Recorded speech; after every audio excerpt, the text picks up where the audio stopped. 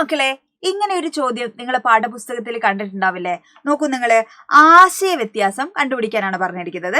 ഇത് പലതവണ ആവർത്തിച്ചു, ഇത് പലതവണ ആവർത്തിക്കും, ഇത് പലതവണ ആവർത്തിക്കുന്നു. ഇവിടെ അടിവരയിട്ട പദങ്ങളുടെ പ്രയോഗം, വാക്യങ്ങളുടെ ആശയതലത്തിനുണ്ടാകുന്ന മാറ്റം എന്ത് എന്നാണ് ചോദ്യം. അപ്പൊ അതിന്റെ കാരണം ചർച്ച ചെയ്ത് എഴുതാനാണ് പറഞ്ഞിരിക്കുന്നത് അല്ലെ? അപ്പൊ ഇവിടെ എന്താണ് അതിന്റെ കാരണം എന്ന് പറയുന്നത്? അപ്പൊ ഇത് ക്രിയ നടന്ന കാലത്തെയാണ് ഇവിടെ സൂചിപ്പിക്കുന്നത് അല്ലെ? അപ്പൊ മലയാളത്തിൽ പ്രധാനമായും 3 കാലത്തെ കുറിച്ചാണ് നമുക്ക് പഠിക്കാനുള്ളത്. ഒന്ന് ഏത് കാലമാണ്? ഭൂതകാലമാണ് അല്ലെ? അതായത് ഒരു ക്രിയ നടന്നു കഴിഞ്ഞ കാലത്തെയാണ് നമ്മൾ ഭൂതകാലം അല്ലെ. ഭൂതമൊക്കെ പണ്ടത്തെ കഥകളിലല്ലേ ഉള്ളത്, അങ്ങനെ ആലോചിക്കുക അല്ലെ, ഭൂതകാലം എന്ന് പറയുന്നത്. വർത്തമാനകാലം എന്ന് പറഞ്ഞാൽ എന്താണ്? പ്രസന്റ്, നടന്നുകൊണ്ടിരിക്കുന്ന കാലത്തെയാണ് സൂചിപ്പിക്കുന്നത്.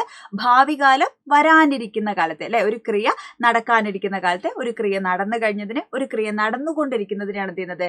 ഈ 3 കാലങ്ങളിലൂടെയും നമ്മളെ സൂചിപ്പിക്കുന്നത് അല്ലെ. അപ്പൊ ഇത് 3 എന്താണ്? 3 കാലത്തെയാണ് ഇവിടെ കാണിക്കുന്നത്. ഇത് പലതവണ ആവർത്തിച്ചു എന്ന് പറഞ്ഞാൽ എന്താണ്? സംഭവിച്ചു കഴിഞ്ഞ കാര്യമാണ് അല്ലെ.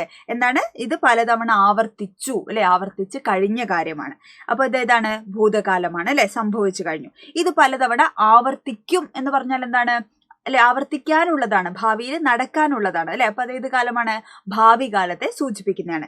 ഇത് പലതവണ ആവർത്തിക്കുന്നു എന്ന് പറഞ്ഞാൽ എന്താണ്?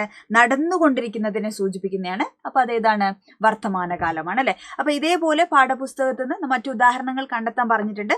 അതേപോലെ എന്താണ്? പറഞ്ഞു, പറയും അല്ലെ, പറയുന്നു എന്ന് പറയാം. കരഞ്ഞു, കരയുന്നു, കരയും അല്ലെ. പാടി, പാടും, പാടുന്നു തുടങ്ങിയിട്ടുള്ള ഉദാഹരണങ്ങളൊക്കെ നമുക്ക് ഇതിനോട് ചേർത്ത് പഠിക്കാവുന്നതാണ്. അപ്പോൾ ഇത്തരം ചോദ്യങ്ങൾ ചിലപ്പോൾ പരീക്ഷയ്ക്ക് ചോദിച്ചേക്കാം. അപ്പോൾ ഒന്ന് മനസ്സിലാക്കി വെച്ചേക്കാം കേട്ടോ.